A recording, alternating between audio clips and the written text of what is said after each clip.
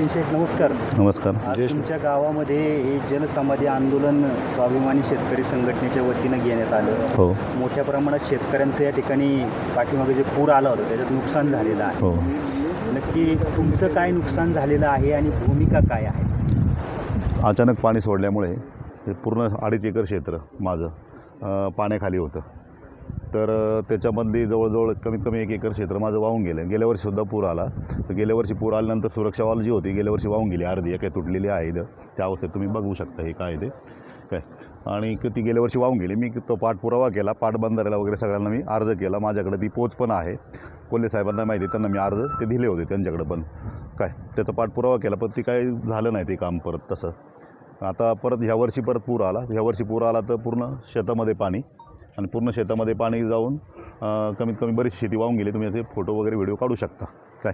आता याच्यात आम्हाला काही त्यांच्याकडून नुकसान भरपाईमध्ये काही रक्कम पाहिजे वगैरे काही नाही आहे आम्हाला, त्याची काही गरज पण नाही आहे आम्हाला. फक्त एवढं इथं सुरक्षा वॉल करून त्यांनी चांगल्या प्रतीची करून द्यावी असं का म्हणजे निकृष्ट काम करून देऊ नये ही विनंती प्रशासनाला. आणि ती सुरक्षा वॉलची उंचीसुद्धा नदीच्या पात्राच्या खालीचे. सुरक्षा वॉल कशी असावी काय, हां त्याच्यासाठी इंजिनियर आले पाहिजे. त्याची हाईट किती, केटीवेरला च्या लेवलला हाईट पाहिजे सुरक्षा भिंतीची ना. ती सुरक्षा भिंती खाली नदीतच आहे.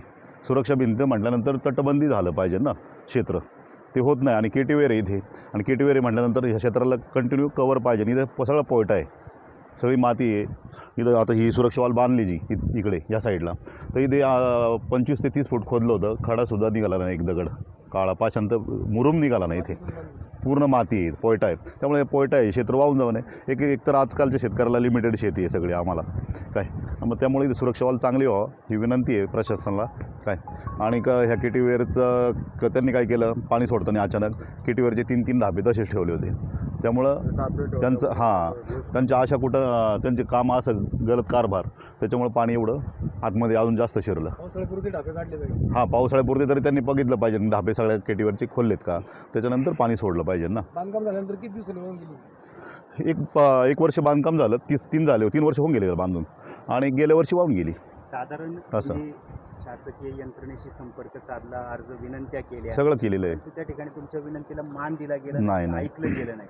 लोकप्रतिनिधींशी काही संपर्क साधला होता का आणि त्या काही प्रयत्न झाले का? नाही, लोकप्रतिनिधी त्यांना काही मी बोललेलं नाही. माझं काम कागदानेच आपण काम केलं, लिगली केलं पाहिजे. जिथं जे अर्ज द्यायचे ते पोहोचले, त्यांना फोटो पोहोचलेत, त्याचे पाठपुरावे घेतलेत काय. आणि ती मागं तेच केलं होतं. मग सुरक्षा भिंत मिळाली होती छोटीशी, त्यांनी ती बांधली काय. त्याच्यात तर काय काम ऐकत नसेल तर काय भूमिका काय असणार? शासनाने ऐकलं नाही तर काय करावं लागेल. आता काय होतं माहिती आहे का, आम्हाला सुद्धा शेतकऱ्यांना या केटीवेरची गरज आहे, मागच्या शेतकऱ्यांना गरज आहे काय, बरोबर का नाही. मग त्यामुळं कधी कधी असं वाटतं का ही केटी म्हणजे ब्लास्ट करून टाकावं, म्हणजे पूर्ण नष्ट करून टाकावं.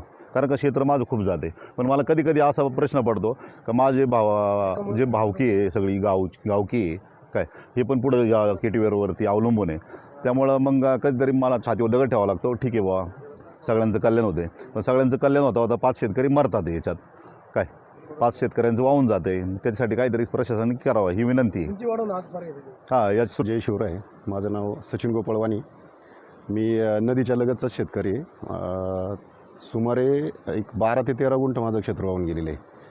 म्हणजे ह्या पुरात म्हणजे अधिकारी जो वर्ग असतो, म्हणजे प्रशासनाचा जो कारभार पाहतो, त्या अधिकाऱ्यांना इथं पावसाचा अंदाज असतो. तुम्ही सगळ्या गोष्टी कागदावर नका करू. म्हणजे काही तुमचे नियम असतील ते थोडे बाजूला ठेवून काही गोष्टी प्रत्यक्ष ह्या ठिकाणची परिस्थिती काय. आपला डोंगरभाई पश्चिम भागात जर पावसाचं प्रमाण वाढलं असेल तर तुम्हाला ते अधिकार आहेत पाणी सोडण्याची. तुम्ही हेच पाणी जर 2 दिवस आधी सोडलं असतं तर ही परिस्थिती कदाचित उद्भवली नसती. आज तर भाऊंनी सांगितलं की शेतकरी हा अल्पभूधारक होत चाललेला आहे. आणि ह्या परिस्थितीत हे जर संकट, कोणतंही संकट आलं ना, आसमानी संकट, का ते शेतकऱ्यावर जाते. म्हणजे तुमचे डिझेलचे बाजार वाढले, काही झालं तर शेवटी भरडला जातो आहे फक्त शेतकरीच. आज नैसर्गिक आपत्ती आली तरी तुमचा शेतकरीच भरडला जातो आहे. आणि ह्या परिस्थितीत जर शासन जर काहीच मदत करणार नसेल तर शेवटी ही आंदोलनं आम्हाला करावी लागतात. आणि त्याच्यातूनही जर मार्ग नसेल निघत तर शेवटी आत्महत्या करण्यापुढे शेतकऱ्याला पर्याय राहणार नाही. तर शिवाजी छत्रपती शिवरायांनी जी स्वराज्याची संकल्पना मांडली होती, तर ती संकल्पना कुठंतरी प्रत्यक्षात आपल्याला दिसायला पाहिजे, पण तसं काही होताना दिसत नाही. इलेक्शन आल्या का तेवढ्यापुरतं छत्रपतींच्या घोषणा द्यायच्या, त्यांच्या नावाने निवडून यायचं, परंतु स्वराज्याची जी भूमिका होती की सगळ्यांना न्याय हक्क मिळाला पाहिजे, तर ते आता प्रत्यक्षात पुढं पाहायला भेटत नाही. तर माझी सरकारला हीच विनंती राहील की आपण जे काही शेती नदीच्या लगतच्या जे काही शेतजमिनी आहेत त्याची आपण शासकीय फी तुम्ही पाटबंधारे विभागाने स्वतः भरावी आणि ज्या लगतच्या सगळ्या जमिनी आहेत याची मोजणी करावी, त्याचे पंचनामे करावे आणि ज्या शेतकऱ्यांचं जेवढे क्षेत्र नुकसान झालेलं आहे त्या शेतकऱ्यांना त्याची भरपाई म्हणून आपण निश्चितपणाने मोबदला दिला पाहिजे हीच अपेक्षा. कारण सगळे शेतकरी काही सदन नाही आहेत, काहींचं हातावर पोट आहे, काहींना सकाळी खाल्लं तर संध्याकाळी काय खावं असा प्रश्न आहे आणि ह्या जर आसमानी संकटामुळे तो आणखीन भरला जात असेल तर शेवटी त्याच्यापुढे आत्महत्या केल्याशिवाय काहीच पर्याय उपलब्ध राहणार नाही. तर शासनाने त्वरित म्हणजे आमच्या शेतकऱ्यांच्या ह्या म्हणजे विनंती म्हणतो आम्ही का आपण त्याची दक्षता घ्यावी आणि सगळ्या ज्या काही जमिनी आहेत नदीच्या बाजूच्या त्यांची शासकीय आपण मोफत मोजणी करून द्यावी आणि नुकसान जेवढं काही क्षेत्र आम्ही काय तुमच्याकडून जास्त मागत नाही, जे काही नुकसान झालं असेल तेवढं शेतकऱ्यांना तेवढं तरी त्याच्या पदरात टाका. मोठमोठ्या घोषणा होतात नुकसान भरपाईच्या, पण शेतकऱ्यांपर्यंत किती पोहोचतात ते काय होतं. शहरी भागात राहणारा जो वर्ग आहे त्यांना असं वाटतं की शासन शेतकऱ्यांना खूप काही मदत करतं आहे, पण प्रत्यक्षात जर पाहायला गेलं, कारण आपण व्हॉट्सअपला याला कमेंट पाहतो की शहरी भागातले शेतकऱ्यावर अतिशय खालच्या थरात बोलतात, त्यांना वाटतं की शेतकऱ्यांना खूप काही मोबदला भेटतो आहे, नुकसान भरपाई भेटते. प्रत्यक्षात ही परिस्थिती फार वेगळी आहे. म्हणजे तुमचे कांद्याचे बाजार पडले तरी शेतकरीच भरडला जातो, कोणत्याही गोष्टी आली त्याच्यात फक्त शेतकरी भरडला जातो आहे. त्याच्यापर्यंत कितपत येतो आहे तर ते शेवटी गाळून त्याच्यापर्यंत कितपत पोहोचतं आहे हे वास्तविकता खूप मोठी आणि शोकांतिक आहे का शेतकऱ्याला कोणी वाली राहिला आहे की नाही. तर पुन्हा एकदा विनंती राहील की ह्या आमच्या मागणीचा विचार करून शासनाने याची दखल घ्यावी हीच विनंती. जय श्री. माझे नाव सत्यवान गंगाराम वराडी.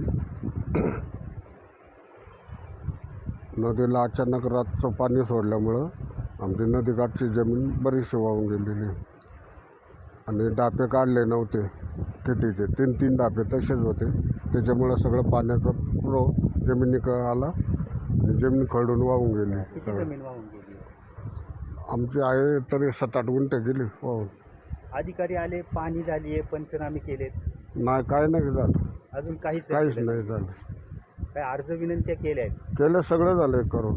लक्ष देत नाही? नाही, कोण नाही लक्ष देत नाही. दादा, तुमचं नाव काय आहे आणि नक्की काय नुकसान झालं आहे सगळं? मी जयेश रामचंद्र खांडगे, शेतकरी पण आहे, पत्रकार आहे आणि सामाजिक कार्यकर्ता आहे. तर पाटबंधाऱ्याची फार मोठी एकच चूक झाली की 85% धरण भरलं आहे आणि तिथून पुढे नदीला अगोदर धार पण नव्हती, अचानक पाणी सोडलं आणि माझी मोटर एक वाहून गेली आणि एक वरती काढतो आहे तेच मोटर परत ती पाण्यात भिजते आणि आमच्या शेतातली फार मोठी नुकसान झालेली आहे. या ठिकाणी आज स्वाभिमानी शेतकरी संघटनेने आंदोलन केलेलं आहे. काय वाटतं या आंदोलनाला कितपत यश आलेलं आहे आणि पुढे जाऊन काय होईल? बांगर साहेबांनी जे मुद्दे मांडले ते यशस्वी शेतकऱ्यांसाठी आहे आणि त्या मुद्द्यांना न्याय मिळेल असं मला वाटतंय. राहणार पिंपळगाव तर्फे साधारण माझे क्षेत्र 2.5 एकर आहे. त्याच्यातलं साधारण 1 एकर जवळजवळ वाहून गेलेलं आहे. साधारण ते असं दरवर्षी थोडं वाहून जातं. त्याच्यासाठी आम्ही शेतकरी काहीतरी शासनाकडून तिथं जास्त स्पॉटवर जमीन वाहून जाते तिथं एक संरक्षण भिंत करावं शासनाने, हीच आमची मागणी. बाकी